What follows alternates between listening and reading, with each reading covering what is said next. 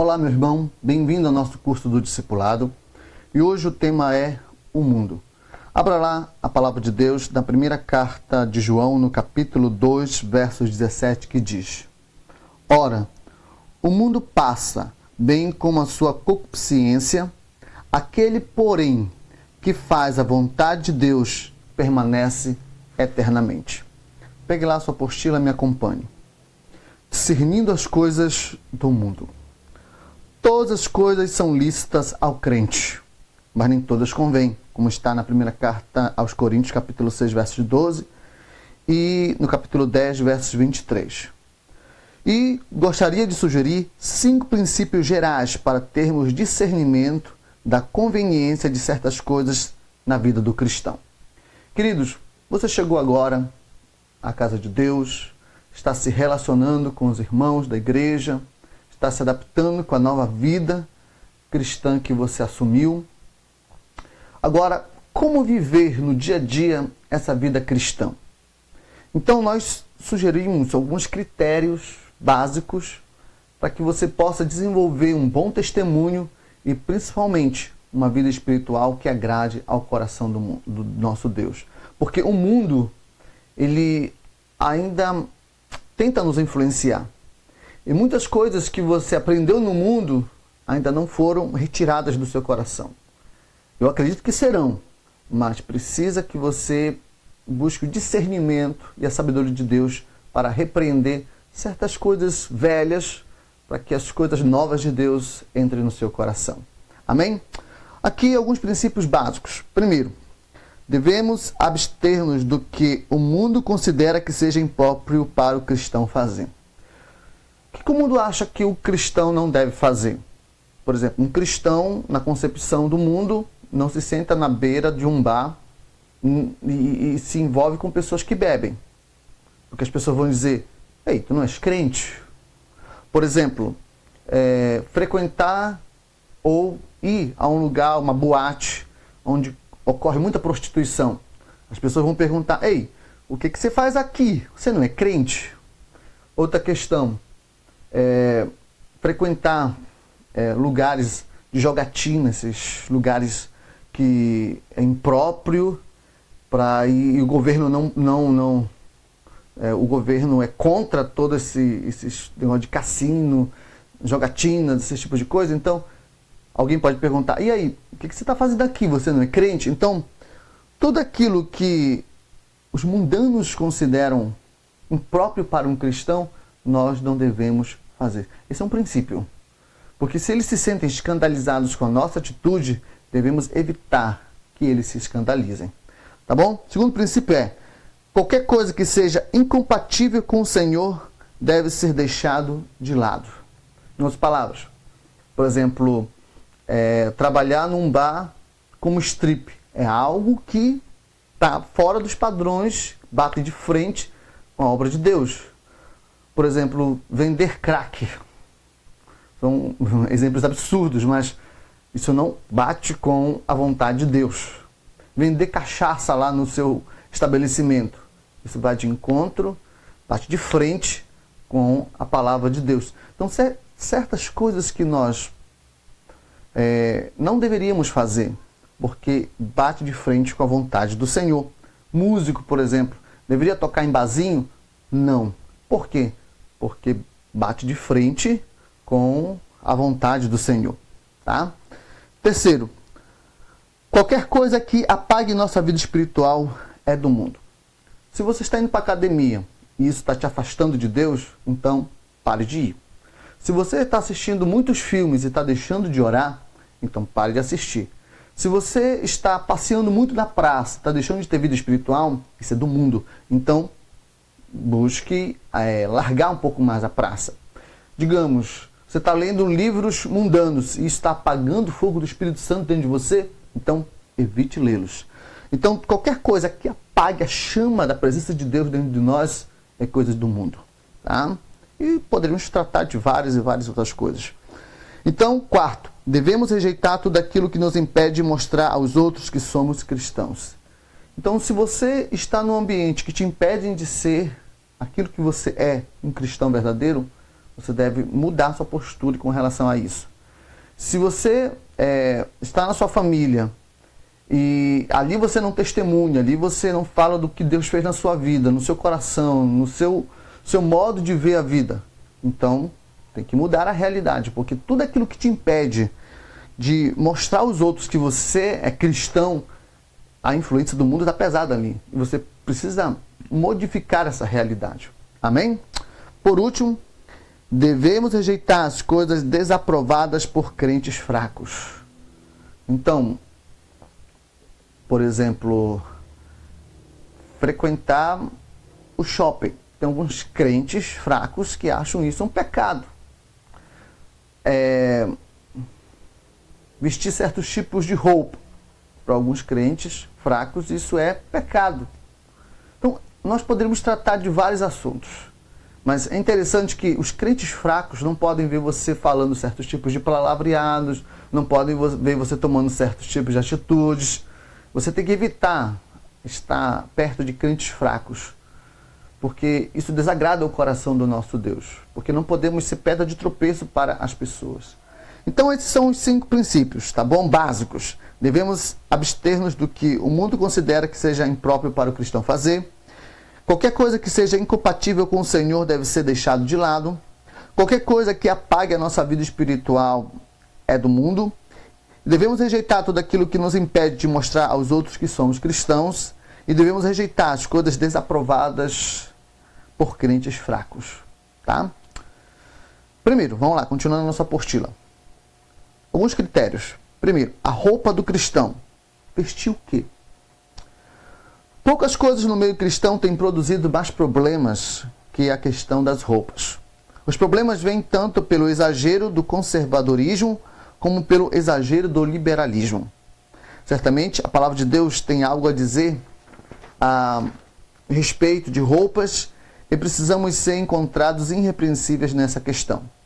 Antes de entrar a fundo aqui no assunto, compreenda que nem o exagero e nem o liberalismo agradam o coração de Deus. Tem igrejas que instituíram que a mulher tem que usar o cabelo até no joelho, e usar saias até no chão, e usar mangas longas no pescoço. Isso é exagero, e isso também não agrada o coração de Deus. Mas há igrejas que são muito liberais, a irmãzinha lá usa um shortinho que, oh Jesus, só a misericórdia do nosso Deus. Usa um topzinho, só usa mesmo porque tem que colocar. Quer dizer, o conservadorismo exagerado não agrada o coração de Deus, e nem o liberalismo, também exagerado, agrada o coração do nosso Senhor. O equilíbrio é a base para agradar o coração de Deus. E alguns princípios importantes também devem ser observados. Primeiro, vamos entender o significado da roupa. A queda de Adão. Leia lá comigo. Antes da queda, o homem e a mulher estavam nus. Não havia necessidade de roupa porque não havia pecado. E o pecado que produz a necessidade de cobertura e proteção. Depois da queda, Adão e Eva procuraram se cobrir com folhas de figueira, como nos revela Gênesis 3:7. Assim, o significado básico da roupa é cobertura. Elas foram feitas para cobrir. Assim, precisamos dizer para os novos que o propósito das roupas é cobrir. Se houver uma roupa que tem o propósito de mostrar, está fora do padrão de Deus. É preciso ter muito cuidado com roupas transparentes ou com roupas que precisam de anáguas e outros acessórios. Então, o princípio da roupa é que ela foi feita para cobrir. E vamos ser honestos, tem roupas que, na verdade, não têm a intenção de cobrir, tem a intenção de realmente mostrar. Então, tem certos decotes que as irmãs usam que, infelizmente, estão lá para mostrar. Tem certas saias que as irmãs usam que, na verdade, não tem a intenção de cobrir, tem a intenção de mostrar.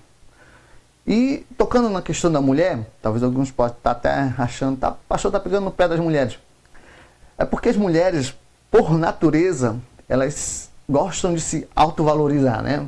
Gostam de mostrar para as pessoas que ela está poderosa, que ela está vitaminada. Mas entendo uma questão muito importante. Roupa foi feita para cobrir.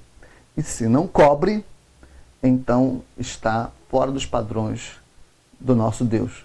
E para os homens também, tem uns homens aí que, põem umas calças aparecendo a cueca, não sei mais o que.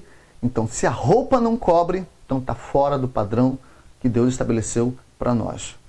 Então, é possível você usar umas roupas modernas sem ser indecente ou de mostrar de macho. Então, nós precisamos de ver o princípio do equilíbrio, tá? 2. O princípio da diferenciação. A mulher não usará roupa de homem e nem o homem veste peculiar à mulher, porque qualquer que faz tais coisas é abominável ao Senhor teu Deus. Deuteronômio 22, versos 5. Ao contrário do que muitos imaginam, o texto não fala de calça comprida, mas de travestismo e indiferenciação. Deus abomina o unissex. A tendência do mundo é produzir uma roupa que seja usada tanto por homens como por mulheres, como é o caso das camisetas e certos tipos de calça. Por exemplo, existe calça de mulher. E você sabe que se um homem vestir, vai estar vestindo-se como uma mulher. E tem certas mulheres que vestem calça de homem.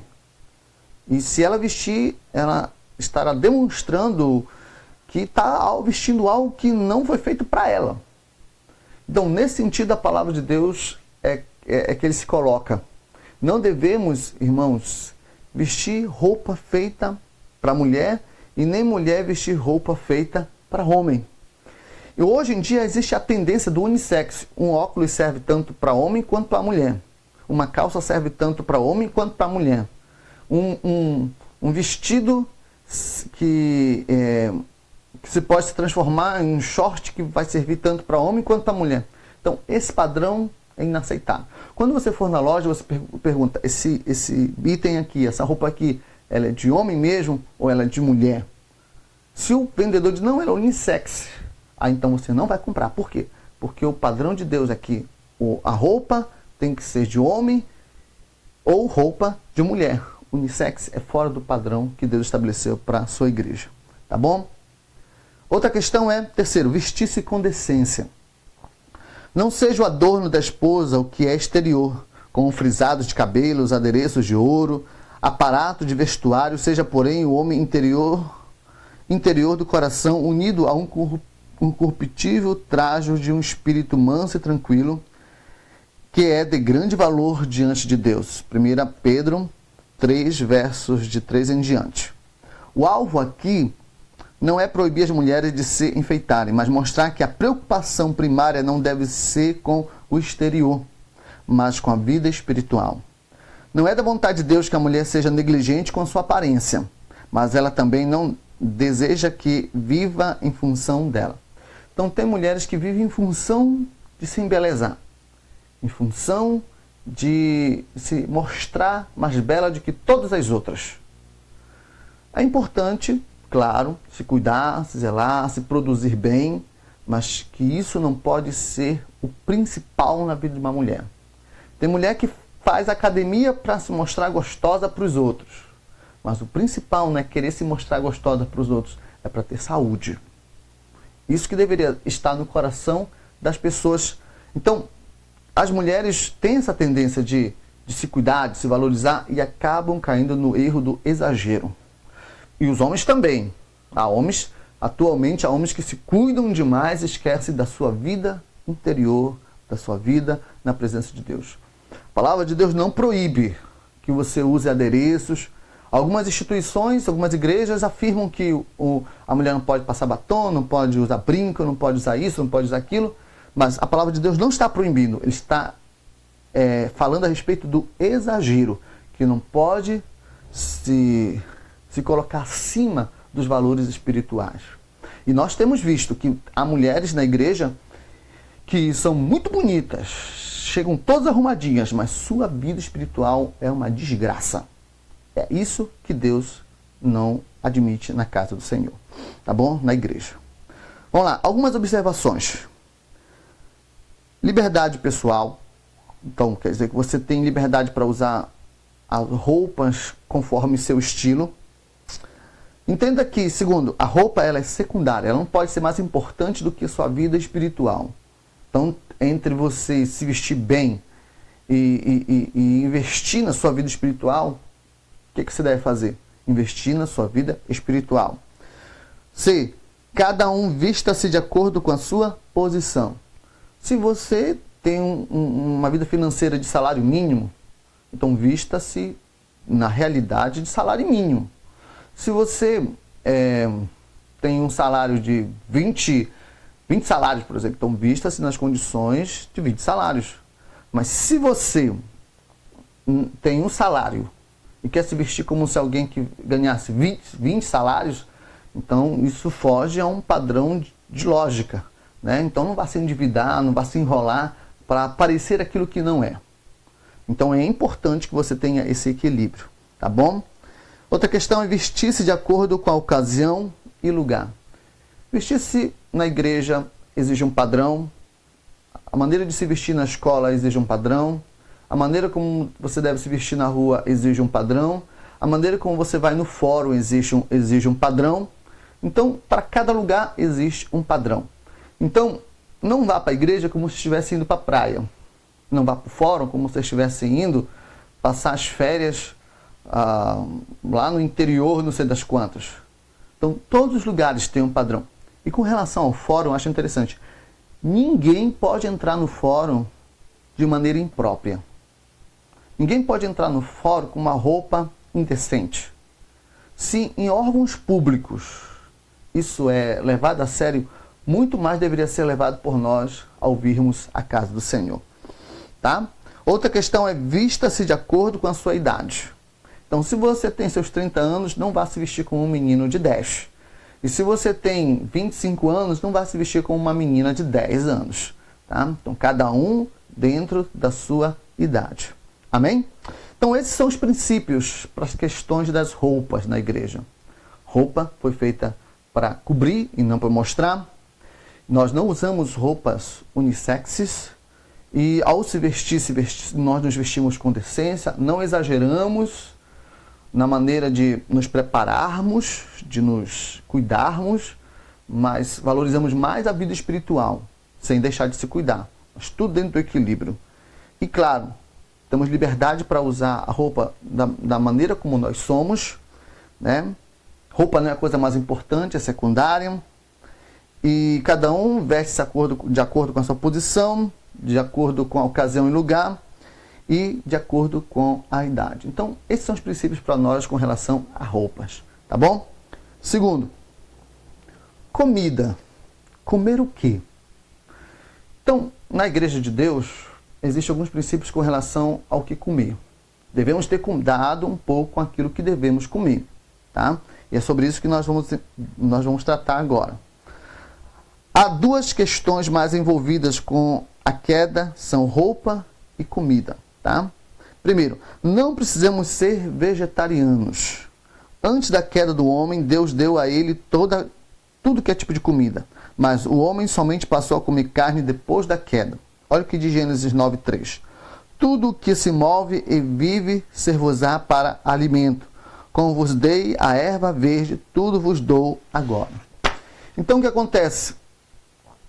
Algumas religiões que dizem que ao você se converter para o Senhor, você deve só comer coisas vegetarianas, só deve comer frutas, legumes. Nem os médicos aprovam isso. Há cirurgiões que só fazem cirurgia em pessoas que comem carne.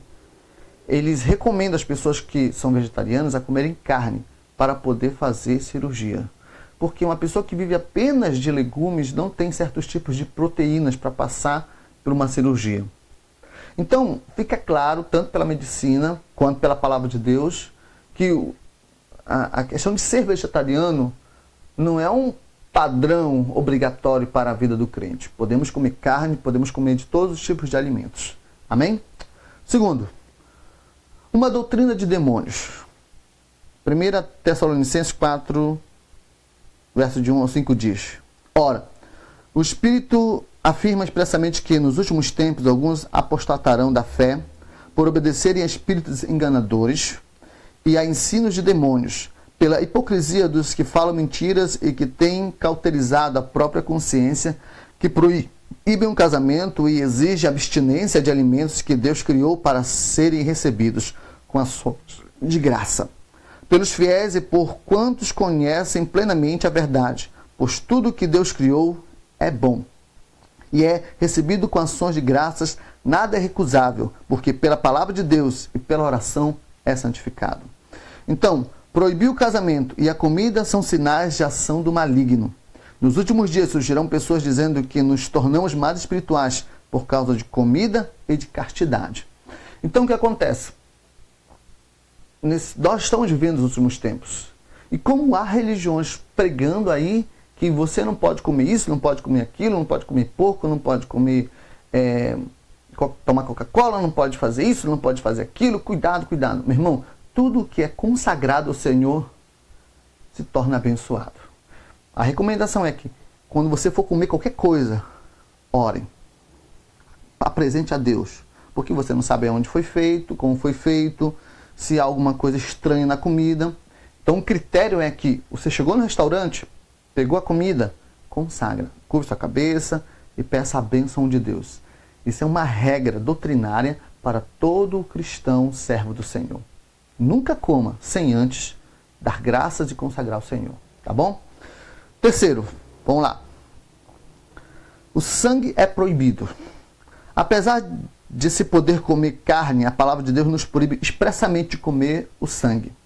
Esta orientação foi dada a Noé em Gênesis 9 e confirmada na lei em Levítico 17, versos 10 ao 6, e depois confirmada pelos apóstolos no Novo Testamento. Carne, porém, com sua vida, isto é, com seu sangue, não comereis. Gênesis 9, 4. E pelo que julgo eu, não devemos perturbar aqueles que dentre os gentios se convertem a Deus, mas escreve-lhes que se abstenham das contaminações dos ídolos, bem como das relações sexuais ilícitas, da carne de animais sufocadas e do sangue. Então, irmãos, o sangue para nós é proibido. Então, tem aquelas pessoas que fazem aquelas galinhas, né, com sangue e tal, fazem uns ensopados com sangue. Essas coisas nós somos proibidos de comer, porque foi estabelecido no Velho Testamento, na lei e confirmada com os apóstolos. Então, evite comer qualquer coisa com sangue. Amém? Quarto, né, a questão de animais puros e impuros. Paulo mostra claramente que ações de graças têm o poder de santificar nosso alimento. Nós já falamos a respeito disso. Mas na primeira carta a Timóteo 4, de 4 em diante diz: pois tudo que Deus criou é bom, e recebido com ações de graças, nada é recusável, porque pela palavra de Deus e pela oração é santificado. Então, meu irmão, não existe comida proibida para o cristão. É porco, é galinha, é peixe com espinha, é peixe sem espinha, é peixe com escama, sem escama. Então, quer dizer, nós somos liberados. Não podemos apenas comer do sangue, tá? Outra questão é comida sacrificada aos ídolos. Na primeira carta aos Coríntios, capítulo 8, versos de 1 ao 13, e no capítulo 10, versos 14 ao 36, a orientação é que se disser que a comida é consagrada a uma entidade, então devemos rejeitar. Não por causa da comida em si, mas para não escandalizar. Geralmente, aqui, como se está no Pará, existe muitas comidas que são consagradas a ídolos. Por exemplo, no Sírio, existe ali o pato no tucupi. Comer o pato do tucupi no dia do Sírio é pecado. A palavra de Deus não está proibindo que você não possa comer esse prato regional só porque é um prato que simboliza o Sírio. Mas você não pode comer esse prato de comida se ele foi consagrado naquele dia àquela entidade. Se você está com vontade de comer, então vá lá e faça. Mas nunca vá numa instituição que adora um ídolo e lá estão oferecendo o prato que foi consagrado a essa entidade. Então, nenhum prato que é consagrado a entidades deveríamos evitar. Tá? Deveríamos evitar para dar o bom testemunho da pessoa de Jesus Cristo. Tá? Bom, algumas observações. Primeiro, a comida é para o corpo e não para a própria comida. Isso nos fala a respeito de gula. Meu irmão, você come para manter seu corpo saudável ou você come para satisfazer desejos? Porque tem gente que come para se alimentar, para se manter revigorado, mas tem pessoas que comem sem sentir o gosto da comida, come por comer. Isso é pecado. Tá? Você come fora de horário, come exageradamente. A gula é um pecado e nós precisamos vencê-lo. Tá? O objetivo da comida é nutrição. Então não é apenas para satisfazer coisas, né? Satisfazer desejos apenas, é para nutrição. E o alvo é o contentamento. Encheu, acabou. Comeu e tá cheinho, aleluia. Mas tem gente que está com a barriga cheia, mas não ainda quer comer tudo que está na mesa. Encheu, acabou. O que passar disso é pecado. Não agrada o coração do Senhor. Então, se você comeu uma fatia de bolo e isso te encheu, e você for comer outra segunda fatia só porque é gostoso, a quarta, a quinta, a sexta, a sétima fatia só porque é gostoso, aí você está pecando. Se você comeu a primeira e matou a fome, aleluia. Se não foi possível com a primeira matar a fome, você come a segunda, matou a fome, aleluia. Mas se você ficar comendo só porque é gostoso, aí você está desagradando o coração do nosso Deus. Tá bom? Essas são as recomendações com relação à comida. Tá? Terceiro, esportes, recreação e brincadeiras. Todas as coisas são lícitas, mas nem todas convêm. Todas são lícitas, mas nem todas edificam, como está na primeira carta de Coríntios 10, 23. Portanto, quer comais, quer bebais ou façais outra coisa qualquer, fazer isso para a glória de Deus, como está na primeira carta aos Coríntios 10, 31. Todas as coisas me são lícitas, mas nem todas convêm. Todas as coisas me são lícitas, mas eu não me deixarei dominar por nenhuma delas, como está na primeira carta aos Coríntios 6, 12. Então, para um cristão consagrado, a recreação não é um problema. Tem problema nessa área também. Quem tem problema nessa área também tem problema de consagração. Portanto, a consagração deve ser resolvida antes de se tratar a questão da recreação. Vejamos alguns princípios que governam a recreação de um homem de Deus. Primeiro, jogos de azar e loteria. Não, mas antes de tratar desse assunto, isso aqui tá um errinho aqui na apostila, viu? Mas olha aqui para mim. Não há problema nenhum de você ir para a fazenda no final de semana, se divertir. Não há problema nenhum de você dar um passeio na praça para relaxar com seus filhos, com seus amigos. Não há problema nenhum de você tirar um momento para jogar uma bolinha. Não há problema nenhum de você tirar um momento para fazer um esporte ou ir para o clube nadar, andar com os amigos. Não há problema nenhum de você tirar um momento para ir no shopping.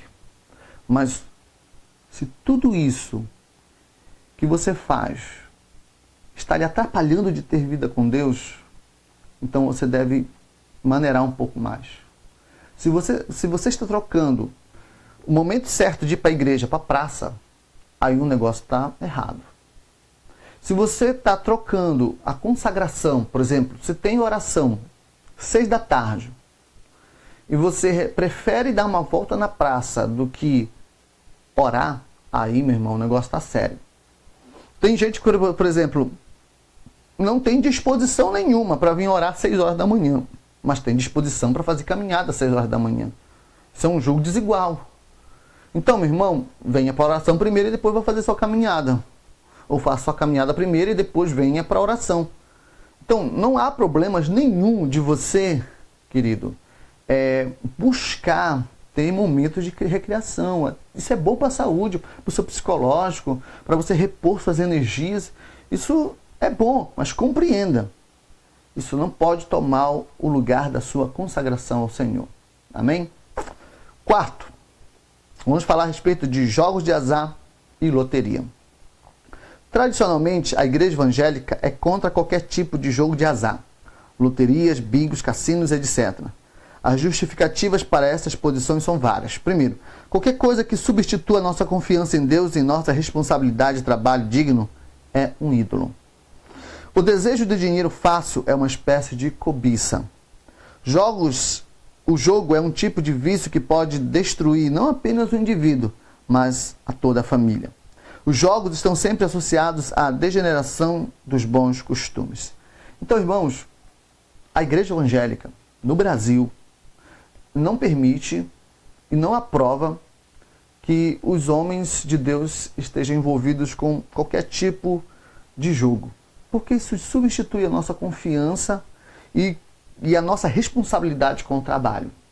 Porque tem gente, né, que confia demais na loteria, na Mega Sena, na telecena. Então isso deve ser visto com muito cuidado, porque jogos têm destruído vidas e vidas de pessoas. Pessoas que vivem envolvidas com ganho fácil nos jogos têm um coração cheio de cobiça. Isso não agrada ao nosso Deus. Continuando. A Bíblia condena as riquezas adquiridas sem trabalho. O homem fiel será acumulado de bênçãos, mas o que se apresenta a enriquecer não passará sem castigo. Provérbios 28, 20. Os bens que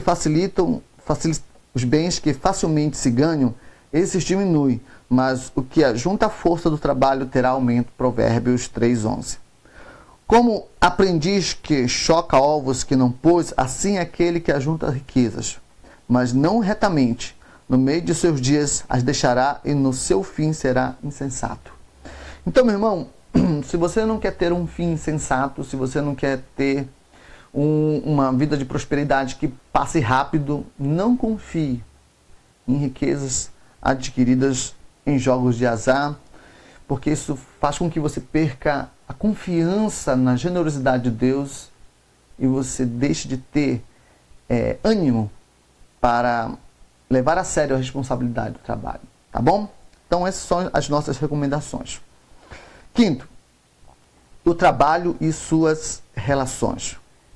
Efésios 6 diz: quanto a vós outros, servos, obedecei o vosso Senhor segundo a carne com temor e tremor, na sinceridade dos vossos corações, como a Cristo, não servindo à vista, como para agradar a homens, mas como servos de Cristo, fazendo de coração a vontade de Deus. E vós, senhores, de igual modo, procedei para com eles, deixando as ameaças, sabendo que o Senhor, tanto deles como o vosso, está nos céus e que para com ele não há acepção de pessoas. Irmão, o trabalho é digno. Continue lendo aqui comigo na apostila. Há uma ideia de que o trabalho é resultado do pecado. É uma maldição que o homem não fora criado originalmente para o trabalho. Mas isso é uma mentira maligna. A terra é que foi amaldiçoada, por isso o nosso trabalho é penoso e desgastante. Então, o trabalho já existia antes do pecado e Jesus disse que o Pai trabalha até agora, como está em João 5,17. Os que não trabalham são repreendidos pelo Senhor, como está em Romanos 12:11, 2 Tessalonicenses capítulo 3, 11 e 12 e Hebreus 6, 12. Então, há uma maldição para quem faz o trabalho relaxadamente, como está em Jeremias capítulo 48, versos 10. E precisamos entender que todo trabalho é digno e dignificante, como está em Provérbios capítulo 14, verso 23. Então essa história de trabalho é coisa do maligno, o trabalho é algo que surgiu por causa da ação maligna na humanidade. Meu irmão, esquece tudo isso. Trabalho é bênção. O pecado é que destruiu com a imagem positiva do trabalho. Mas como acabamos de ler, o próprio Senhor Jesus e o Pai estão trabalhando nesse exato momento pela humanidade. E como vimos no texto, os que não trabalham devem ser repreendidos. Você aí, né, que está com a vida mansa, vivendo só à custa de papai e de mamãe, toma vergonha na cara. Vai trabalhar, vai procurar trabalho. Para de ficar encostado aí no teu pai e na tua mãe. É, isso mesmo. E outra coisa, apesar de você pegar o trabalho, não faça de maneira relaxada. Há uma maldição para aqueles que são relaxados, preguiçosos. Cristão, servo do Senhor, faz seu trabalho com coragem, com disposição, com entusiasmo, tá? E mais, não importa se é vendendo bombom, se é carregando caixa na feira, se é servindo no restaurante, todo trabalho deve ser um trabalho digno, tá? Todo trabalho deve ser visto com dignidade. Se você encontrar um gari na rua, o seu trabalho é um trabalho digno, importante. Ele está fazendo algo realmente importante para a sociedade. Então não existe trabalho maravilhoso e trabalho não maravilhoso. Trabalho digno e trabalho indigno. Poderia dizer que trabalho indigno é roubar, né? Trabalho indigno é se prostituir. Então essas coisas é indigno. Mas entre ser um executivo e ser um gari, não existe trabalho indigno com relação a isso. Todos são dignos dentro da sua posição. Amém? Continuando. Feito para Deus. O princípio geral que rege o nosso trabalho é que todo ele, seja na igreja ou em outro lugar, deve ser feito para Deus. Se vamos trabalhar e não fazemos como se fosse para o Senhor, estamos fora de sua bênção. Sem a bênção do Senhor, ninguém pode prosperar, como está na carta aos Colossenses, capítulo 3, versos de 22 ao 25. Então, meu irmão, você, ao trabalhar, ao servir o seu patrão, sirva a ele como se estivesse servindo ao Senhor. Faça o trabalho como se estivesse fazendo no reino de Deus. Essa deve ser a postura do nosso coração quando nos levantarmos para ir para o trabalho. Outra questão, o trabalho é digno. Muitos empregados cristãos falham em pagar os direitos dos seus empregados e, agindo assim, estão atraindo a maldição de Deus em seus negócios. Eis que o salário dos trabalhadores que ceifam os vossos campos é que por vós foi retido com fraude, está clamando. E os clamores dos ceifeiros penetram até os ouvidos do Senhor dos Exércitos. Então, se você é patrão, pague direitinho os direitos dos seus empregados. Trate-os com dignidade, com respeito, como se estivessem também ali servindo ao Senhor. Porque, na verdade, você não é dono de nada. Tudo pertence a Deus. Você, patrão, está apenas administrando algo que Deus permitiu estar nas suas mãos. Então, trate seus funcionários com respeito, com amor, com dignidade e dê os seus direitos. Tá bom? Outra questão, com ética. Quando temos clareza que estamos trabalhando para Deus, então a honestidade e a ética serão um resultado natural em nosso trabalho. É triste, vivemos em uma geração que crentes não fazem o seu trabalho com ética, não fazem o seu trabalho de maneira honesta, ficam fazendo caixa 2 das empresas. Nós já ficamos sabendo de crentes roubando itens em lojas, pegando coisas indevidas dentro dos departamentos. Meu irmão, devemos ter ética, devemos ter honestidade em tudo aquilo que estamos fazendo, porque nós o fazemos como se estivéssemos fazendo para o nosso Deus. Tá bom? Quinto, com excelência. O segmento evangélico tem se habituado no decorrer dos anos com mediocridade e incompetência. É comum ouvirmos coisas do tipo, perdoe-nos, mas não tivemos tempo para ensaiar. Nós acostumamos com templos feios, cultos desorganizados e membros relapsos. Esta situação certamente afeta também a nossa vida profissional. Deus, a quem servimos, é um Deus de excelência, irmãos. E Deus recompensa a excelência. Então, tudo o que você fizer, seja na igreja, seja no trabalho, seja nos estudos, em tudo que derem, tudo que colocarem nas suas mãos, faça com excelência. Dê o seu melhor. Porque nós servimos a um Deus excelente. Deus abençoa aqueles que fazem as coisas com excelência. E melhor, no mundo profissional, os grandes empresários estão à procura de pessoas excelentes, que fazem as coisas com excelência. Está entendendo? Então, se você não faz as coisas com excelência na igreja, também não vai fazer no trabalho. Se você não faz as coisas com excelência no trabalho, também não vai fazer na igreja. Então, você também não pode fazer coisas com excelência na igreja e coisas relapsas no trabalho. A excelência domina todas as áreas da nossa vida, no trabalho, na casa, nos estudos. A excelência precisa ser um padrão para nós, para que o mundo nos veja com melhores olhos. Entenda o seguinte, meu irmão, que nós precisamos ser sal e luz nessa terra. E a excelência nos eleva e glorifica o nome de Deus. Tá bom?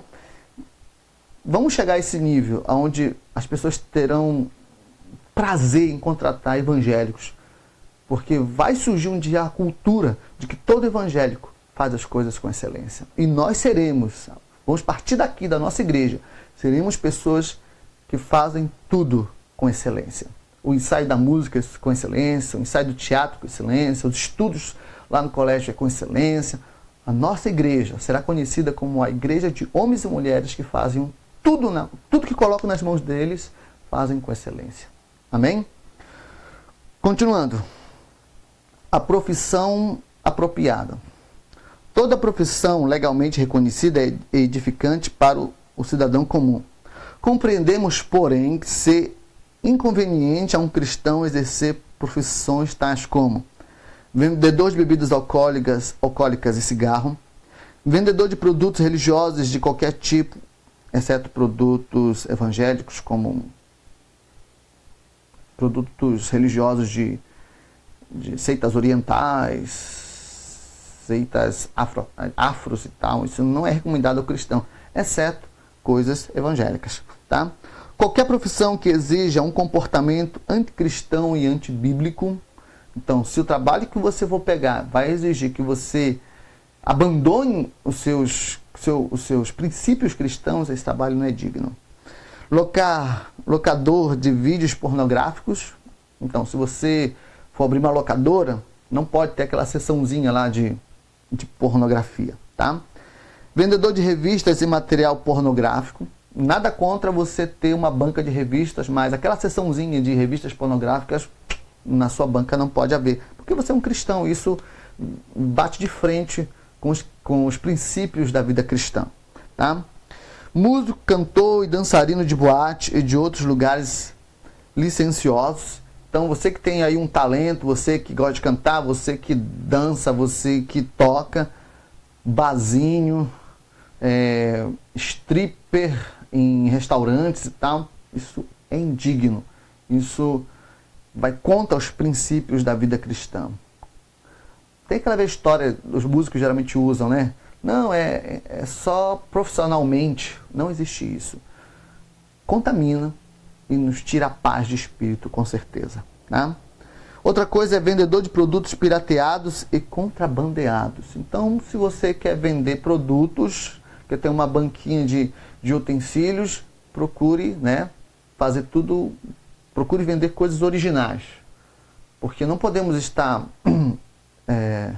de acordo, fora de padrão com as leis vigentes do nosso país. Precisa ter nota, precisa ter origem, tudo que você for vender, tá bom? Outra questão é porte de arma. Um cristão pode ser um policial e exercer todas as implicações de sua profissão segundo o que determina a Constituição, incluindo aí o porte de armas. Entretanto, é proibido que um cristão não porte armas e nem tenha em sua casa, parecendo-nos que isso é mais apropriado àqueles que seguem a Jesus, que jamais andou armado. Então, quer dizer, para um policial, passou no concurso e tal, ele tem a autorização de Deus para andar armado, porque é o trabalho dele.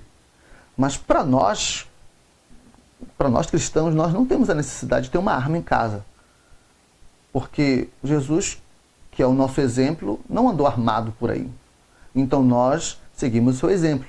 Para aquele que vive dessa profissão, tudo bem, mas para nós que não vivemos da profissão de andar armado, então não tem necessidade e nem agrada o coração do nosso Deus, tá? Porque tem crente aí que tem uma vontade de ter uma arma em casa, ter uma pistola guardada. Isso não é critério para os cristãos do reino de Deus, tá? Outra coisa, associações secretas. Ainda que seja legalmente permitido crermos que um membro da igreja não deveria se associar a nenhuma seita secreta, particularmente a maçonaria, não há problemas para um cristão em sindicalizar-se, mas se uma profissão exige associação a alguma organização secreta, ainda que com fachada religiosa, então esta profissão deveria ser rejeitada. Então, irmão, servos de Deus evangélicos não se metem com maçonaria. E se há algum cristão que se converteu agora e que ainda está envolvido com questões maçônicas, a nossa recomendação é que você aos poucos vá se libertando disso, para que você possa viver a vida cristã realmente. E se você entrar em um trabalho onde vão querer que você se associe a esse tipo de seitas, Rosa Cruz, maçonaria mesmo, então corra, porque isso não agrada ao coração do nosso Deus. Amém? Sexto, vamos falar agora a respeito de dívidas. Amém? A palavra de Deus em Romanos 13:8 diz: a ninguém fiqueis devendo coisa alguma, exceto o amor com quem vos ameis uns aos outros, pois quem ama o próximo tem cumprido a lei. Temos visto pastores perderem o ministério por causa de dívidas e muitos cristãos sofrendo por causa de endividamento. Há alguns anos era impossível deixar de fazer dívida, pois não se podia guardar dinheiro por causa da inflação galopante. A situação tem melhorado sensivelmente. Hoje já é possível poupar e planejar as finanças. Por isso, um cristão deveria ser exatamente cuidadoso com as dívidas. Tá? Então, nós, irmãos, vivemos num tempo em que podemos conquistar uma vida financeira equilibrada. Então, procure manter suas dívidas em dias. É impossível alguém não ter dívidas, mas não poder pagá-las é uma outra história. Então, só faça dívidas que você pode pagar. Vamos continuar aqui. O risco de pegar emprestado. A Bíblia não proíbe pegar algo emprestado, mesmo dinheiro, mas declara que nós nos estamos tornando servos do que nos empresta, como está em Provérbios 22:7. Então, quando você pede emprestado o dinheiro de alguém, a palavra de Deus diz que você está se tornando escravo da pessoa de quem você pediu emprestado. Então, isso não é recomendável. Faça de tudo para não pedir emprestado, tá bom? Segundo, o preço de pegar emprestado. Segundo Êxodo 22:14, diz: se pegarmos algo emprestado e tal coisa vier a se estragar ou se perder, então temos de restituir. Mas como é comum irmãos pegarem um carro de outro emprestado e depois devolvê-lo enguiçado? Êxodo 22:14 diz: se alguém pedir emprestado ao seu próximo animal e este ficar aleijado ou morrer, não estando presente o dono, pagá-lo-á. Então, como acontece, por exemplo, de alguém pegar um CD e arranhar todinho? Aí você devolve todo arranhado. Isso daí, meu irmão, é algo que não deveria acontecer entre nós. Se você arranhou, então pague, pelas consequências do que você causou pelo utensílio. Então, compre outro CD. Mas você que empresta tem que estar ciente de que isso pode acontecer. Tá? Então, para não... Como eu já vi irmãos pararem de se falar, como eu já vi irmãos ficarem magoados um com o outro por causa dessas coisas. Então, para não perder a amizade, é melhor nem emprestar. Então, se alguém lhe pedir emprestado alguma coisa, você diz: olha, irmão, para a gente não perder a amizade, eu prefiro não lhe emprestar. Porque vai que quebra, vai que acontece alguma coisa, eu vou ficar chateado. Então, para mim continuar em paz com você, eu prefiro não emprestar. Então, essa seria uma boa recomendação. Mas se você for emprestar, esteja consciente, esteja realmente ciente de que pode voltar escangalhado, tá bom? Outra coisa, evite ser fiador. Quem fica por fiador de outro sofrerá males, mas o que foge de você estará seguro. Provérbios 11:15. Existem situações que nos forçam a ter um fiador e, nesse caso, precisamos de recorrer a um irmão ou um amigo. Sendo assim, devemos ter em mente os seguintes princípios. Peça para ser seu fiador alguém suficientemente íntimo, cuja amizade não se abale caso não possa saldar a dívida. Outra questão é, devemos emprestar como se fôssemos dar. Por isso, somente fique por fiador de uma dívida que você possa pagar. Então, meu irmão, se você vai ser fiador de alguém, que seja alguém íntimo a você, você sabe que por mais que aconteça alguma coisa, a amizade não será abalada. Você pode pensar assim, bom, se eu emprestar para fulano, se eu for fiador de fulano, ele não der conta, a minha amizade com ele vai acabar? Se você disser, sim, vai acabar, então não empreste. Mas se você disser, não importa, se ele não der conta, eu vou manter e minha amizade não vai ter, então empreste. E outra coisa, quando você vai ser fiador de alguém, vai logo com o coração aberto para pagar a dívida, porque pode acontecer disso. Como eu já vi isso acontecer diversas vezes. Então, se você vai emprestar, se você vai ser fiador de alguém, dê logo. Dê logo. Na minha família, algo assim. Quando eu falo com meu pai, antigamente eu dizia para meu pai, pai, me empresta um dinheiro. Ele disse, não vou te emprestar não. Toma, pega, toma, leva logo. Às vezes minha mãe me pede um dinheiro emprestado, eu chego e digo, não, mamãe, toma, pega logo. Às vezes é assim entre nós na nossa família. A gente não pega logo, fica logo para ti que é melhor. Esse deveria ser o princípio que deveria ser vivido entre nós. Em vez de prestar, dá logo. É melhor e você não se aborrece nem perde o amigo. Amém? Pronto. Agora vamos a outro ponto. Divórcio e segundo casamento. Os judeus se divorciavam por qualquer motivo. Mesmo questões pequenas como se a mulher não sabia ou não cozinhar, eram motivos para os judeus pedir divórcio. A mulher não tinha qualquer valor e era vista como uma espécie de propriedade do homem. Nesse contexto, Jesus protege e valoriza a mulher. E vamos usar o texto de Mateus capítulo 19, versos de 1 em diante, como roteiro para compreendermos o padrão de Deus para essa questão. Mas antes de nós meditarmos mais a fundo, deixa eu explicar uma coisa para você.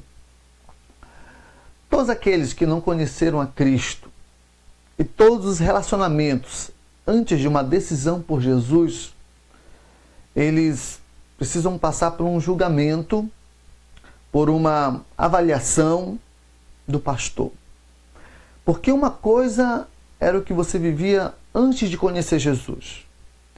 E a partir do momento em que você conhece Jesus, há um outro padrão que precisa ser seguido. O que passou, passou. E agora o que vai entrar em regra de vida agora é o que nós iremos explicar aqui. O que aconteceu quando você não tinha uma vida com Deus era uma coisa. Mas agora que você tem a vida de Deus e você tem o relacionamento com o Senhor, o seu padrão agora é outro. E é preciso que você passe a assumir isso com responsabilidade na sua vida. Tá bom? Vamos lá. Os princípios para o casamento. Mateus capítulo 19, versos de 3 ao 6 diz o seguinte. Vieram eles, alguns fariseus, e experimentavam, perguntando, é lícito ao marido repudiar sua mulher por qualquer outro motivo? Então respondeu ele, não tens lido que o Criador, desde o princípio, os fez homem e mulher? E disse, por esta causa deixará o homem pai e mãe e se unirá à sua mulher, tornando-se os dois uma só carne? De modo que já não sois dois, porém uma só carne. Portanto, o que Deus juntou, não o separe o homem. Então, irmãos, acompanhando aqui na sua apostila, princípios para o casamento. A. É uma questão da criação e não da lei. Assim como o sábado, a questão do homicídio, de se comer sangue ou dízimo, o casamento é antes da lei. Então, existiu a lei de Moisés que estabeleceu regras para que os judeus pudessem viver. Mas antes dessas leis terem sido entregues ao povo, Deus já havia instituído leis superiores às leis que foram entregues a Moisés ali no monte. E uma delas é o casamento. Deus instituiu o casamento antes de qualquer lei que ele havia estabelecido para os judeus. Então, o casamento é uma questão da criação, é uma questão da vontade de Deus, é uma questão que vem do coração de Deus para as nossas vidas. Amém? Outra questão, imagem. Não pode ser quebrada, não pode ser mudada, porque foi algo estabelecido diretamente do próprio Deus, antes da lei. B. Mogamia é vontade de Deus, pois ele fez apenas um casal. Ainda que não haja uma lei na Bíblia contra a poligamia, ela não é a vontade de Deus. Não existe textos bíblicos que desaprovem a poligamia. casamento com outras mulheres. Por exemplo, um camarada pode casar com 3, 4 mulheres. Não existe um texto claro na Bíblia proibindo isso. Mas é lógico, ao se observar a palavra de Deus, que o Senhor criou o homem e a mulher para serem uma só carne. Tá? Então, irmãos, é lógico que apesar de não haver textos bíblicos, mas se pode observar muito bem a vontade de Deus. A monogamia é a vontade de Deus. Um homem e uma mulher, para se formarem uma só carne, para poderem dar continuidade à vontade de Deus. Então, na nossa igreja e na cristandade em geral, não é aceitável de forma alguma a poligamia. Então, você casou com um homem e vai morrer com este homem. Você casou com esta mulher e vai morrer com esta mulher. Então, essas são as regras que o Senhor instituiu para nós. E nós guardamos isso no nosso coração. Tá bom? C. O casamento se consuma no ato sexual e não na cerimônia religiosa. Muitas pessoas pensam que somente o casamento foi numa igreja conhecida por Deus. Isso é um engano. Deus reconhece toda aliança humana. O grande problema do ato sexual é que ele estabelece uma ligação física, emocional e espiritual. Mesmo no adultério, o homem se torna uma só carne com a mulher. Ou não sabeis que o homem que se une à prostituta forma um só corpo com ela? Porque, como diz, serão os dois uma só carne, como está na primeira carta aos Coríntios 6,16. Então muitas pessoas pensam que casamento só existe quando se vai lá na frente do altar, o pastor ora, unge, e tem toda aquela cerimônia e tal. Na verdade, biblicamente falando, antes de surgir toda essa cerimônia, o casamento era instituído na relação sexual. Não se vê Adão e Eva participando de uma cerimônia, Deus sendo ali o pastor, fazendo ali a celebração, a cerimônia. Não se vê isso. Eles se tornaram uma só carne pelo ato sexual. Então, irmãos, como tem gente aí que já casou, descasou, anda se casando e se descasando com o ato sexual. Então, casamento, de fato, aos olhos de Deus, é consumado no ato sexual. Mas Paulo, mais adiante, nos recomenda estarmos conforme as leis vigentes do país. Então, atualmente, o casamento também, para nós, da Igreja do Evangelho Quadrangular, ele é tido como válido se a lei está ali apoiando o relacionamento conjugal. Pode até você não fazer um ato de cerimônia na igreja, mas se há relacionamento sexual e está em conformidade às leis vigentes do país, isso é casamento. Tá bom? D.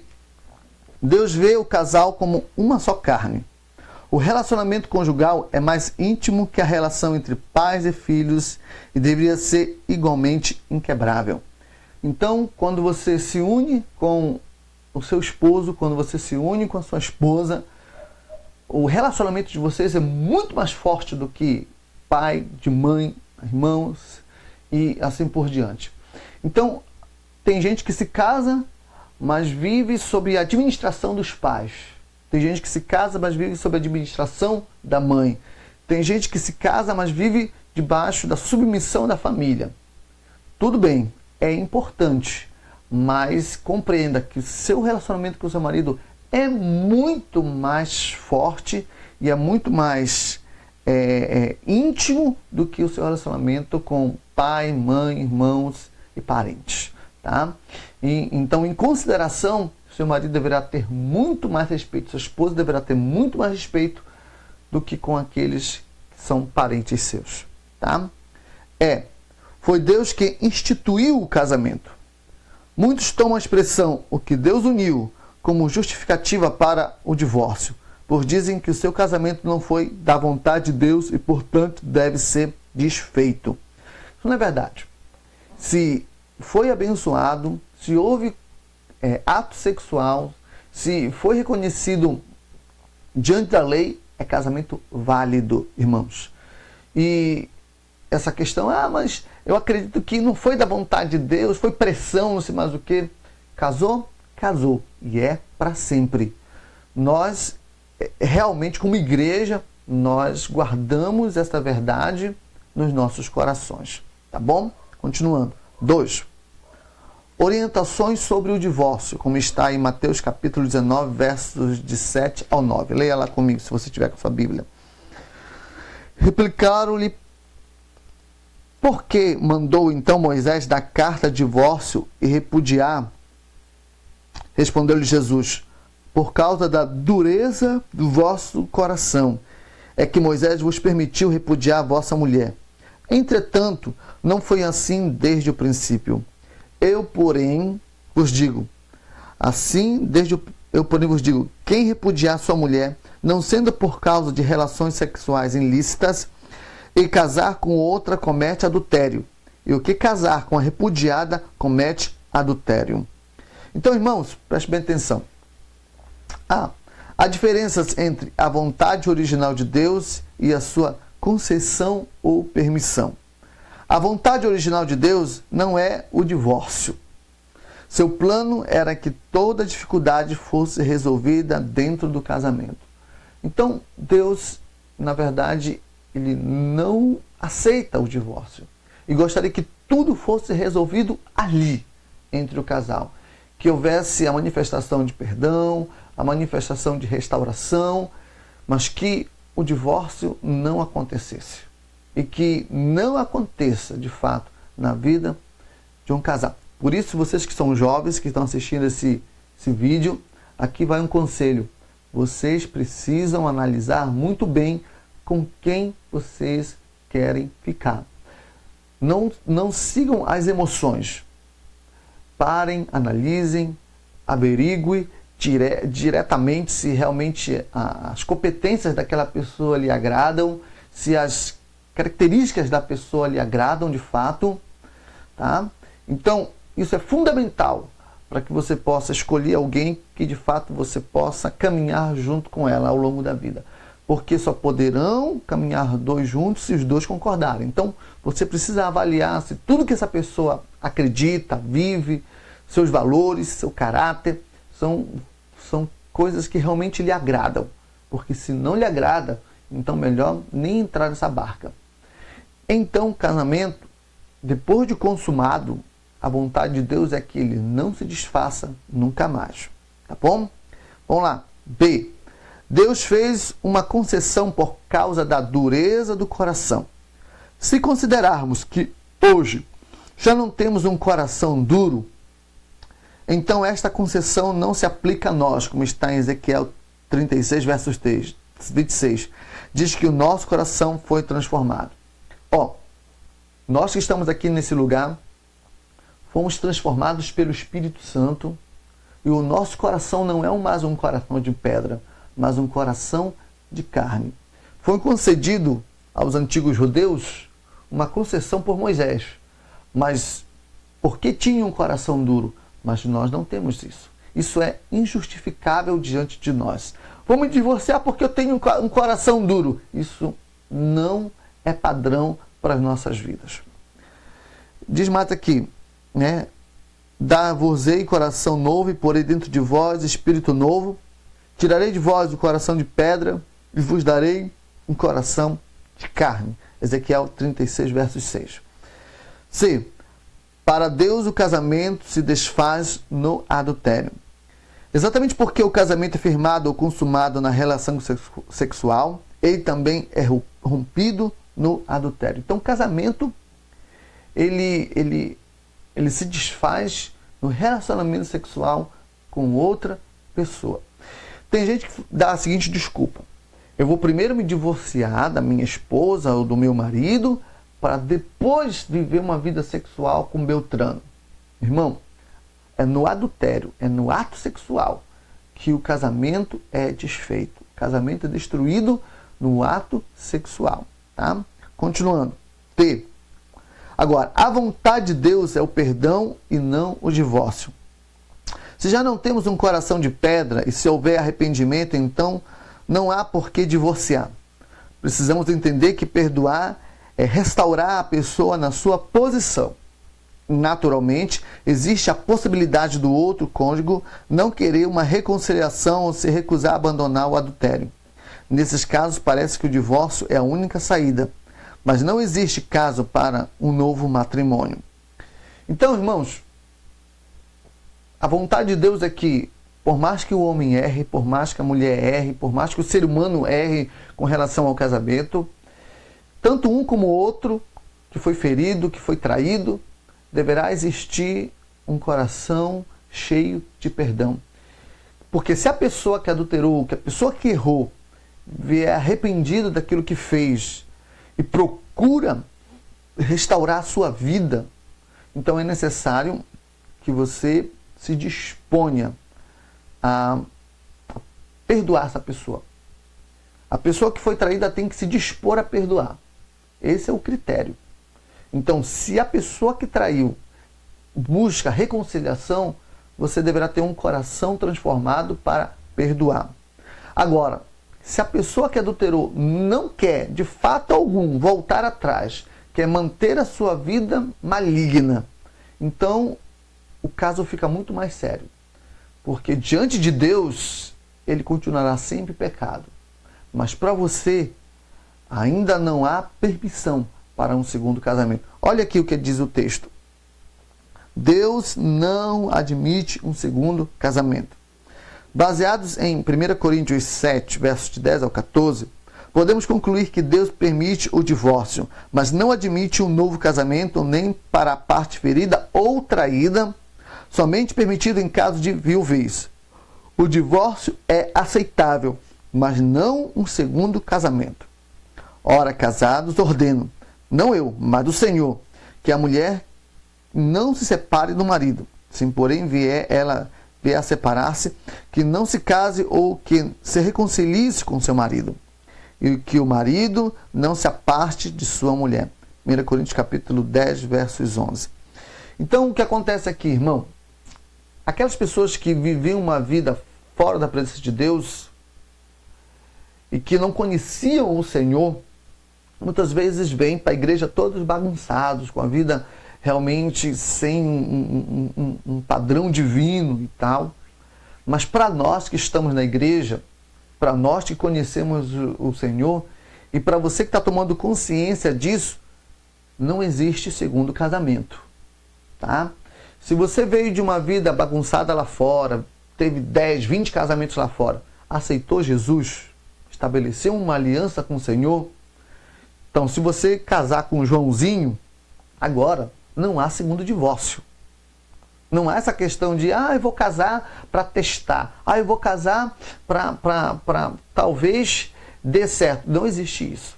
Aconteceu um caso de uma irmã que durante muitos anos viveu uma vida aí mundana, maligna, aceitou Jesus, tá?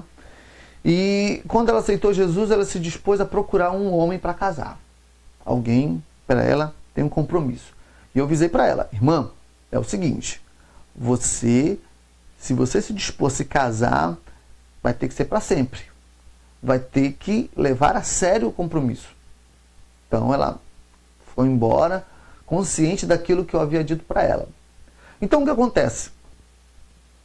Depois de uns meses ela me procurou e disse, olha, encontrei um homem que é um pouco mais velho do que eu, mas eu sinto que ele vai dar certo comigo, não sei mais o que, ele se dispôs a casar. Fiquei até feliz. Mas sabe o que aconteceu? Eles se casaram e depois de um mês essa mulher me procurou dizendo, pastor, depois que eu me casei, um ex meu apareceu, meu coração balançou, eu estou agora na dúvida. Eu disse, minha irmã, isso é coisa do maligno, coisa do capeta. Você tomou uma posição por Jesus e a partir de hoje você não vive mais pelas suas próprias emoções, mas você vive por decisões. Você decidiu se casar com esse Senhor. E eu falei diversas vezes, se você está ciente disso, e ela ficou toda sem jeito, mas não é para sentir, irmão. Não é para sentir, é para decidir. Estou decidido a estar com essa pessoa para sempre. E morrer para sempre com essa pessoa. Sabe o que ela fez? Ela largou o rapaz, o Senhor, e foi atrás do ex dela. fiquei muito aborrecido com isso.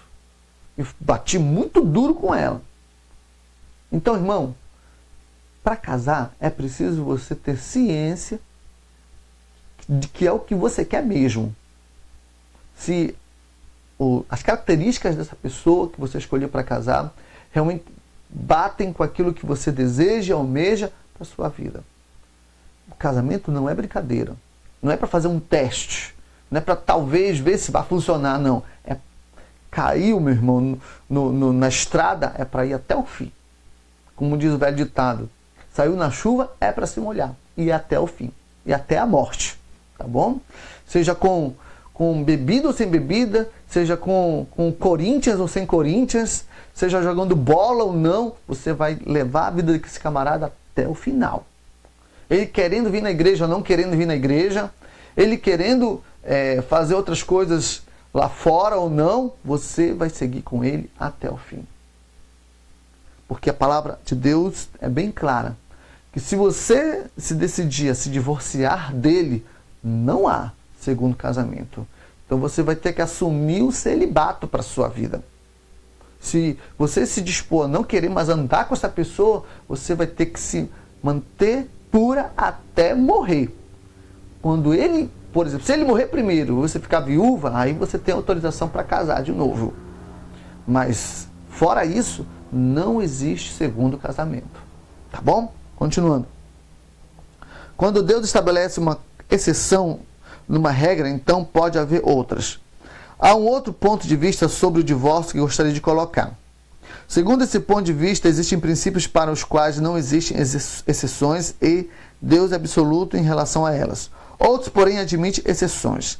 Um princípio que admite exceção é menos importante na ótica de Deus. Jesus estabeleceu uma exceção para o divórcio, que é o adultério. E Paulo estabeleceu uma outra exceção em 1 Coríntios 7, de 10 ao 14. No Velho Testamento vemos outras exceções, como Deuteronômio 24, versos de 1 ao 4 e Levíticos de 21 a 14. Mas o que acontece com relação a isso? As exceções, elas permitem que você se aparte da pessoa, mas não que você estabeleça um outro relacionamento, um outro casamento. Uma das exceções na nossa atualidade é que quem não conhecia Jesus antes era uma coisa. Quando você passou da porta para dentro da igreja, seus princípios são outros. E você é injustificável diante de Deus com relação a esse assunto. Quando você casar, ou você que está casado, sabe que não existe segundo casamento depois que você está na presença de Deus. Amém? Guarde isso no seu coração. Terceiro, a opção do celibato. Mateus 19, versos de 11 ao 12. Vamos ler? E Jesus, porém, lhes respondeu: nem todos são aptos para receber... Um dos 9. Disseram-lhe aos discípulos, versos 10. Se essa é a condição do homem relativa à sua mulher, então não convém casar. Jesus, porém, lhe respondeu: nem todos são aptos para receber este conceito, mas apenas aqueles a quem é dado. Porque há eunucos de nascença, a outros a quem os homens fizeram tais, e a outros que a si mesmo se fizeram eunucos por causa do reino dos céus. Quem é apto para o admitir, admita. Então tem essa história assim: pastor, eu não quero casar. Então te prepara para morrer virgem, te prepara para não conhecer homem pelo resto da tua vida. Porque se esse é o conceito que você está se dispondo para a sua vida, então você tem que levar a sério esse conceito, essa vontade de Deus. Não há relacionamentos sexuais fora do casamento. Então, se você não quer casar, então você deverá morrer virgem. É isso mesmo, tá bom? E mais, tem gente que não tem habilidade para isso. Tem gente que não tem capacidade para isso. Então vá se preparando para casar mesmo. Vá se preparando, vá escolhendo, vá analisando quem, analisando personalidade, analisando caráter da pessoa, porque vou dar uma dica aqui. Mais importante do que beleza é a personalidade da pessoa. Que beleza, meu irmão, ela se desfaz com o tempo. ela perde todo esse esplendor com o tempo. E o que fica são os relacionamentos. Nós acreditamos na corte, né? Tem alguns jovens que estão na corte, e acreditamos que mais importante é os laços de amizade, os relacionamentos de amizade. Porque, na verdade, quando os dois ficarem velhinhos, o que vai sobrar é relacionamento, o que vai sobrar é amizade. Tá bom? Então, principalmente vocês mulheres, precisam observar muito bem a personalidade da pessoa e se essa personalidade se encaixa com aquilo que você quer para você. Não se empolgue muito com a beleza. É importante. Se você conseguir juntar personalidade com beleza, acertou na loteria. Mas nem sempre é possível essas duas coisas. Mas se você optar só por beleza e a personalidade fora dos padrões, então, meu irmão, é um risco grande que você corre. Então, se você vê uma personalidade que realmente te agrade, por mais que essa pessoa não seja um Janequine da vida, meu irmão, para você ser feliz, é preferível você andar com essa pessoa que não é um Janequine, mas tem as personalidades que lhe farão feliz. Tá bom? Continuando aqui. Depois de ouvir a orientação do Senhor sobre o divórcio, os discípulos acharam muito duro e argumentaram que o celibato seria melhor do que casar-se. O Senhor coloca o celibato como uma questão de capacidade. Por um lado, o casamento é a vontade original de Deus, mas ele concede a algumas pessoas a capacidade de viverem sozinhas. Para quem é concedido este dom do celibato, 3 classes de pessoas são mencionadas. Aqueles que nasceram eunucos, esta é uma situação de causa física. Por alguma razão física, a pessoa não possui desejo sexual e sente-se confortável em ter uma vida sem relacionamento sexual algum. Então, há pessoas que têm essa capacidade. Amém? B. Aqueles que foram feitos eunuco pelos homens, isto mostra um celibato forçado pelas circunstâncias. Isso pode ser por causa de uma profissão, ou um projeto de vida ou alguma dificuldade familiar. Nesse caso, parece que a pessoa se conforma com a sua impossibilidade de casar. Amém? Isso geralmente acontece com as pessoas muito mais velhas e tal, pessoas que tiveram muitos problemas e optaram por isso. O Espírito Santo pode conceder esse dom, tá bom? C. Aqueles que se fizeram eunucos por causa do reino. Isto aponta para a situação espiritual. Paulo se enquadra nesta categoria. Por causa da obra de Deus, algumas pessoas podem não se casar. Em Apocalipse capítulo 14, versos 4, nos mostra que tais pessoas terão um lugar especial na manifestação do reino do Senhor. São estes os que não se macularam com mulheres, porque são castos. São eles os seguidores do Cordeiro por onde quer que vá. São os que foram remidos dentre os homens, primícias para Deus e para o Cordeiro. Então há pessoas que aceitaram uma vida de castidade para o resto de suas vidas e se tomaram essa atitude pelo reino de Deus, a promessa é que eles estarão para cima e para baixo com o Cordeiro, com o Senhor Jesus. Para cima e para baixo serão pessoas que estarão ao lado do Senhor com um privilégio incomparável pelo sacrifício que fizeram. Porque não são todos que se fazem castos pelo Evangelho.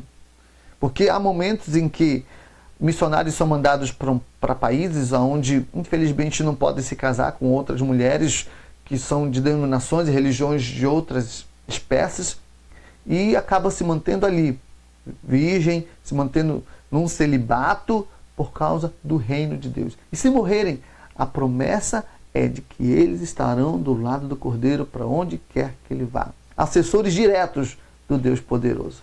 Amém? Então esses são os critérios, irmãos, estabelecidos para o casamento, né? Então, que possamos guardar isso nos nossos corações, tá certo? Próximo, o trato social. Bom, vamos falar a respeito de cerimônias e cultos, tá bom? A participação ou não de cerimônias de outras religiões é um grande problema para a maioria dos evangélicos. A. Ser padrinho ou madrinha de batismo não conduz com a vida cristã. Irmãos, isso é uma questão de costumes humanos. Mas a palavra de Deus diz que a responsabilidade da educação religiosa de Beltrano de Ciclano é pelos próprios pais, não por pessoas desconhecidas que se tornam padrinhos e madrinhas. Isso não é um conceito cristão. Então, não recomendamos que você se torne padrinho ou madrinha de outras pessoas. Amém? Porque não segue padrões bíblicos. B. E a missas de sétimo dia também não conduz com a vida cristã. Nós acreditamos que os mortos estão com o Senhor. E eles não podem ver aquilo que fazemos por eles. Não podemos celebrar missas para que eles ouçam, para que eles venham sentir alívio, porque esse é o propósito. Para que a pessoa que morreu possa ser recebida, possa ser, como eles dizem, ser confortada na sua morte. Isso não existe. No máximo, o que nós podemos participar é de um culto à memória, onde lembramos os feitos e as obras realizadas por aquela pessoa.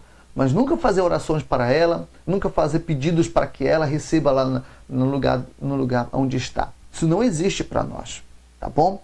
Outra questão é, como é o velório cristão? Em primeiro lugar, Deus tem prazer na morte dos seus santos. O velório não é, na verdade, para o morto, mas para os vivos. E é um momento que visa basicamente louvar a Deus pelo tempo vivido junto ao falecido, honrar a memória do falecido e lembrando seus feitos e sua fidelidade, caso seja crente, consolar os familiares pela perda e evangelizar os familiares e amigos ainda não convertidos. Então, por mais triste que seja perdermos alguém, perceba que essa pessoa vai para o reino dos céus. E isso é uma alegria para nós. Herdou o reino dos céus. Então, em nossos velórios, nós louvamos a Deus, agradecemos a Deus. Em nossos velórios, tiramos momentos para lembrarmos dos grandes feitos dessa pessoa. E nos nossos velórios, nós consolamos as pessoas. E evangelizamos, falamos do reino de Deus, declaramos o reino de Deus para as pessoas que vão ali, naquele velório. Mas não há esse negócio de orar pela pessoa que está morta, botar velas para a pessoa que está morta, fazer intercessões por meio de Marias, Pedro, Joões. Não existe isso. Nós não precisamos de intercessores, porque o Senhor é o nosso Deus. E nós buscamos somente a Ele. E nós já tratamos a respeito disso em outras sessões. Falamos que é o Espírito Santo que é o nosso intercessor em todas as coisas. Então, não há intercessores humanos, mas só o Espírito Santo. E o Espírito Santo, nessa hora, se manifesta como o Consolador. No velório, o Espírito Santo tem como objetivo consolar os nossos corações. Amém? Próximo ponto. O cristão e os cemitérios. Nada impede que um cristão de cuidar do túmulo de um ente querido e ir até o cemitério, eventualmente para se lembrar da pessoa, desde que tais idas não tenham o sentido de visitar o morto, já que cremos que a pessoa se salva, já está no Senhor. Então, a recomendação aqui do pastor Gladys: não vá a cemitérios em dia de finados, porque a intenção é visitar o morto e conversar com o morto e se relacionar com o morto. Não é isso que vemos? Mas então não é recomendável para nós, servos do Senhor, participar neste dia. Mas nada nos impede de ir ao túmulo, cuidar do túmulo e lembrar de momentos alegres e importantes, de conselhos, mas nunca orar para que a pessoa receba algum benefício do reino, porque isso não vai acontecer. Porque aqueles que morrem no Senhor estão no paraíso, no reino que Deus estipulou para os mortos. Vamos aprender um pouquinho mais sobre isso com relação à morte, tá bom? Na próxima sessão. Próximo, cultos ecumênicos. Tais cultos, na verdade, não passam de meras formalidades politicamente corretas. E conceitos de culto ecumênico é absurdo, já que nós adoramos o mesmo Deus. Então, quando fazem aquela questão de misturar católico com protestante, com espírita, não sei mais o que, evite. Se possível, não vá. Não recomendo que você participe de eventos como esse. Porque nesses eventos, você sabe, há espíritos malignos rondando e espíritos que podem nos afetar e nos atrapalhar em nossas vidas. E uma outra questão aqui, que não está aqui na apostila, mas eu quero deixar bem claro para os irmãos. A partir do momento em que você aceita Jesus, toda e qualquer oração deve ser voltada no nome de Jesus. Não vá, de forma alguma, a benzadeiras, não tome remédios benzidos, não tome ervas ou isso ou aquilo que foram consagrados a ídolos. Isso é pecado diante do Senhor. Isso pode atrair legiões de demônios. Como eu já vi crentes, e já acontece mesmo, depois de se converterem, ainda vão em benzadeiras para poder fazer ali umas orações e tal, para repreender e tal, certas coisas. Isso aí, meu irmão, é invocação de demônios. Você não tem autorização para receber outras orações que não sejam em o nome do Senhor Jesus. Está doente? Chame o pastor. Está doente? Chame o obreiro. Está doente? Vá você mesmo orar. Mas nunca procure terceiros, principalmente que não tem nenhum relacionamento com a obra de Jesus. Está entendido com relação a isso? Amém. Então vamos lá. Casamento ecumênico. Uma modalidade de casamento que toma forma nesses dias é o casamento ecumênico, que também não conduz à vida cristã. Então, meu irmão, tem aqueles casamentos ecumênicos onde que recebe só o certificado. Amém. Participe. Isso aí é até interessante. Mas não do culto religioso. Se você quer um culto religioso, se você quer uma bênção sacerdotal, que seja individual. Você e seu marido vão lá, peçam um pastor, vamos agendar um dia na igreja, consagrar. Mas não uma consagração onde está o católico, o espírita, um bandista, não sei mais o que. Isso não agrada o coração de Deus. Amém? E toda mulher quer ter seu próprio casamento. Isso aí é fato. Amém? Aniversários. Não há nada demais em participar de uma festa de aniversário. Por quê? É um dia de gratidão a Deus pela nossa vida. E é um momento de demonstrarmos que somos felizes pela vida que temos em Deus. Tá? E é uma boa ocasião para testemunharmos diante de amigos e familiares descrentes. Então, você tem toda a permissão de participar de aniversários e eventos para que você vá dar o bom testemunho. Mas se você for para lá para dar péssimo testemunho, é melhor você não ir. Se você sabe que você vai fazer escândalo, que você vai envergonhar o nome de Deus, dá uma desculpa e não vai. Porque nesses ambientes é para você testemunhar que é feliz e abençoado em Cristo Jesus. Se a sua intenção não é dar um bom testemunho, então não vá. Próximo, festa de 15 anos. Apesar de não ser uma tradição evangélica, creio que pode ser feita pelos mesmos motivos mencionados acima e, mais ainda, creio que é uma data importante como marco de passagem para a vida adulta. Então, 15 anos também é uma maneira de nós celebrarmos a vida da pessoa e de celebrarmos o momento de passagem também da juventude para a vida adulta e tal. Isso é uma coisa interessante, não encontramos nada que possa nos impedir de celebrarmos esses tipos de festas, 15 anos. Amém? Outra questão é bodas de prata e de ouro. Creio que 25 anos ou 50 anos de casamento são uma grande ocasião que merece ser celebrada, né? Então, alguém que está casado há 50 anos deve ser honrado mesmo. Porque vivemos numa geração em que casamento acontece e descontece. Se casam e descasam, como se fosse uma brincadeira. Então, nós devemos, de fato, honrar momentos importantes, como 25, 50 anos de casamento mesmo. Amém? Outra questão. Gentileza e outros deferimentos. Tá? A verdade é que nunca usamos de linguagem de bajulações, como sabeis, nem de intuitos gananciosos. Deus disto é testemunha. Também jamais andamos buscando a glória de homens, nem vós, nem outros. Então, precisamos saber como tratar as pessoas com dignidade e honra, sem bajulação ou fingimento. Olha, irmãos, dá uma paradinha aqui. Bajulação, fingimento, e são coisas horríveis. Não pega bem para um cristão ficar bajulando Beltrano, bajulando. Ah, porque o Beltrano é presidente da empresa fulano de tal. Ficar bajulando? Não, meu irmão. Isso não condiz com a postura dos filhos de Deus, porque nós servimos a alguém que está acima de todas as coisas, nós servimos ao Deus poderoso, e a Ele é que devemos bajular, que devemos adorar, que devemos ter toda uma honra sobrenatural. Isso mesmo é o que deve ser feito. Nós honramos e bajulamos ao nosso Deus, mas aos homens nós tratamos com respeito, com dignidade, mas não com bajulações. Amém? Então, se chegar alguém que é empresário, presidente, vai se congregar com a gente, da porta para dentro é um irmão como qualquer um. Da porta para fora pode ser presidente, senador, deputado, pode ser quem for, mas da porta para dentro é servo de Deus como você e outros na igreja. Está compreendendo? Vamos continuar. Como não temos o costume de apresentar os visitantes em nossa igreja, não apresentaremos um político ou qualquer outra pessoa apenas como deferimento. Isso seria hipocrisia e acepção de pessoas, como está em Tiago capítulo 1, versos de 1 ao 9.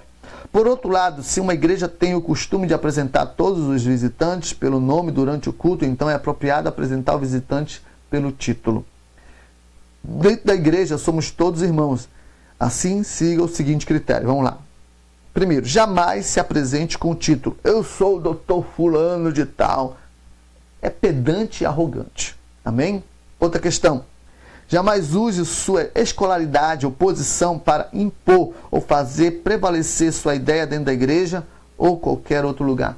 Eu sou o doutor fulano de tal. Olha, me respeite, porque eu não estudei na faculdade fulano de tal para ficar ouvindo isso. Meu irmão, isso aí é uma coisa que desagrada o coração de Deus. Não use seus títulos, porque como eu falei antes, da porta para dentro da igreja, meu irmão, todos somos servos de Deus. Amém? Outra coisa, não deveríamos ignorar as boas maneiras adotadas normalmente na sociedade. Elas existem para tornar o convívio social mais agradável e é um bom meio de mostrarmos o padrão superior de vida do Senhor Jesus. Então, meu irmão, para nós é fundamental a educação. Não entre sem ser convidado. Tem gente que chega na casa dos outros, vai botando logo o pé na cama, no sofá, abre a geladeira de qualquer maneira. Isso não é padrão para nós. Estamos mais além. Nosso nível espiritual é muito maior do que isso. Então, não temos palavras porcas em nossa boca. Tratamos a todos com educação, senhor, senhora, irmão, irmã. Tratamos a todos com respeito. Se você tem problemas com falta de educação, pede libertação. Tá bom? Pede libertação, porque agora você é uma nova criatura em Cristo Jesus, tá? No caso de alguém cometer uma gafe, seja nobre e não deixe a coisa em evidência.